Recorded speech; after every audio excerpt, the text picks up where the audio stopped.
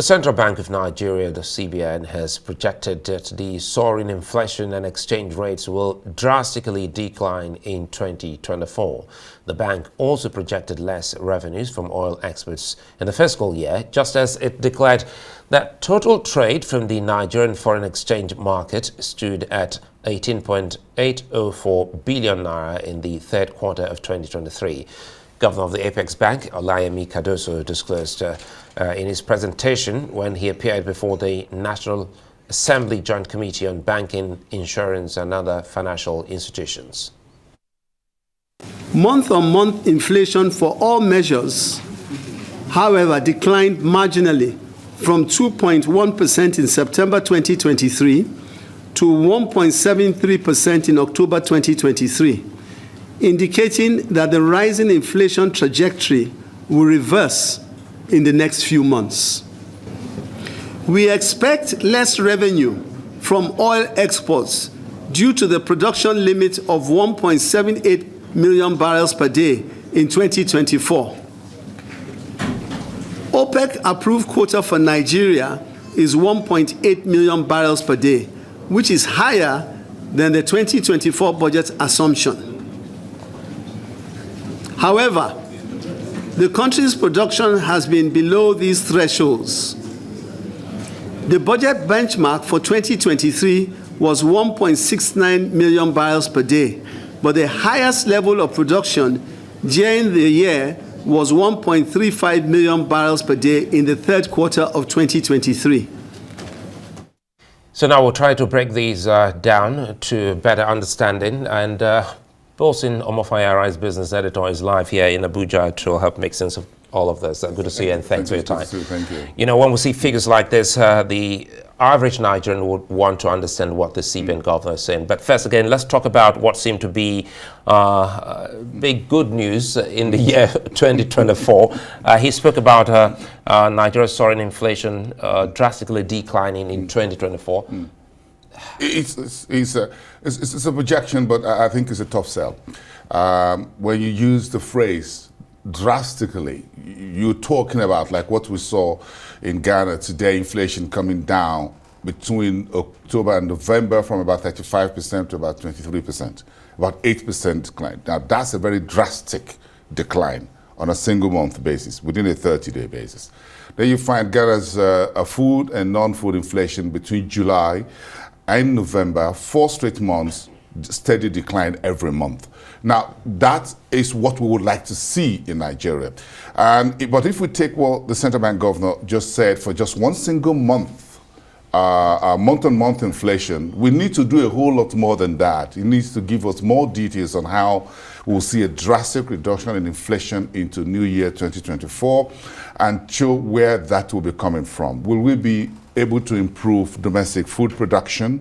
Will we be able to use monetary policy tools of the central bank back inflation coming down? There's a whole lot more that we don't know. Are we expecting a whole lot of FX inflows that will cool down exchange rates? Where is the money coming from in the new year? Is the privatization that the government is talking about, will it happen and very quickly? What form of privatization will be done that would cool down the inflation that we have in the economy? So we need to see more than one single month-on-month, or a single month that the central bank governor is using. Oh, by the way, the central bank is yet to hold a monetary policy meeting for 2 consecutive months. So we don't have any latest information right now. So in other words, this information should have been linked to that meeting? Yeah, we would want to hear formally to a formal meeting of a monetary policy meeting in the new year. And the earlier that is done, the better. Maybe it could be done before the end of this year to bring us up to speed. Because there's a lacuna here of about 3 to 4 months in which the central bank has failed to formally speak to the markets and to the economy as to where we are on interest rates and its own calculation of inflation and that trajectory he's talking about. So this briefing at the National Assembly is good. It's okay, it's regulatory, it's what should be done, but he needs to come out with a more robust information that derives from the board or the Monetary Policy Committee of the central bank to give us more than one single figure. He needs to tell us where is the money supply coming from? What is the level of interventions from the banks, bank credit to the economy, the bank credit to the government?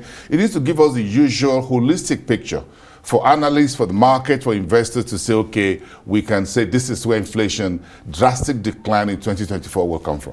Well, I think, Boason, you have a big point here, because we need to actually be able to create a nexus to where such information is coming from. Yes, show me the money.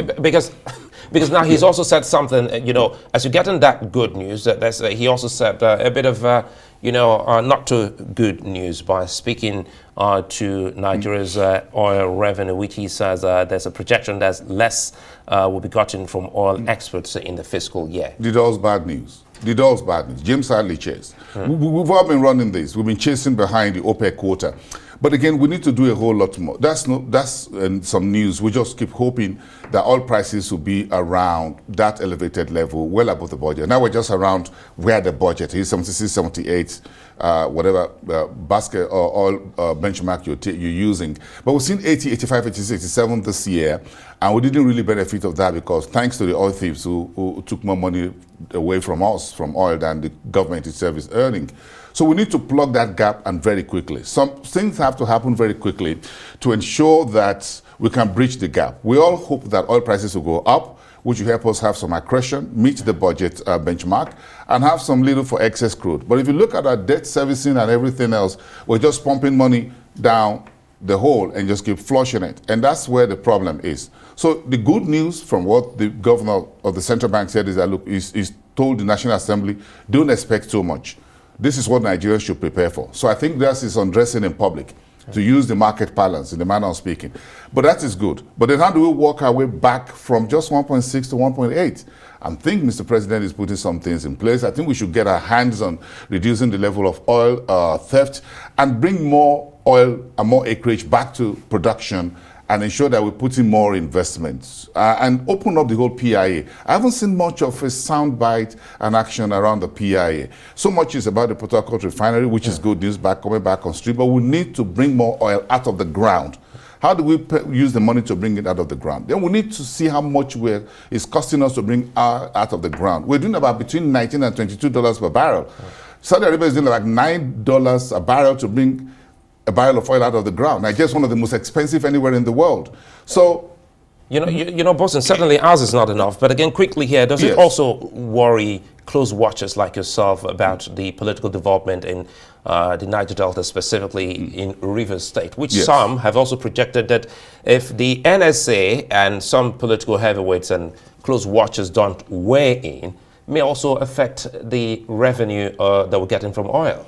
Well, no, most of the big oil boys have moved off. They've gone offshore. So they're no longer onshore, in a manner of speaking, and the militants are quiet, in a manner of speaking. So this is a whole political thing happening in Port Harcourt and what have you. But the real oil players are offshore now, so they are no longer on ground. And I'm not sure the oil industry is threatened by the political situations in Rivers State. But I think it should be contained to the extent that it does not raise the political risk quotient for the country. Investors who are coming in look at, oh, Rivers State, oh, that should be Nigeria's Texas. But again, oh, they got political issues there. Oh, okay, but again, if you're doing oil business from around the world in Nigeria, you all know that we're all going to political fight once in a while. We're going to resolve it. But again, it just raises the investment risk of your country a little bit, and people tend to be a little bit, can you guys come back another day? Let's have this conversation, maybe tomorrow. So we need to make sure all is quiet and sound on the political. Again, you need good governance in Rivers State, like you need in every part of Nigeria. We're seeing too many political hotspots popping up. Is it in those states? Is it in Rivers State? Is it in some other state? We need some quietness. We need to allow all the 36 branch managers, who are the state governors, get down to real business of governance. We're losing steam. 2023 is gone. 2024 is here. There's going to be more elections. We have to focus. Look at the COP28 and the whole idea whether fossil fuel is going to be phased out. Whether we like it or not, this is going to happen someday, somehow. Are we taking advantage of that very quickly? Maximize what we have on the ground right now, while we add gas to it and make quick wins before the world narrows us down to that very narrow door in which we have no way to escape. So if we don't do that very quickly, the population is growing. A lot of things are happening. And our debt is not anywhere. It's not looking good Yeah, at all. It's not looking good. But again, let's hope that the CBN governor is right and I'm wrong.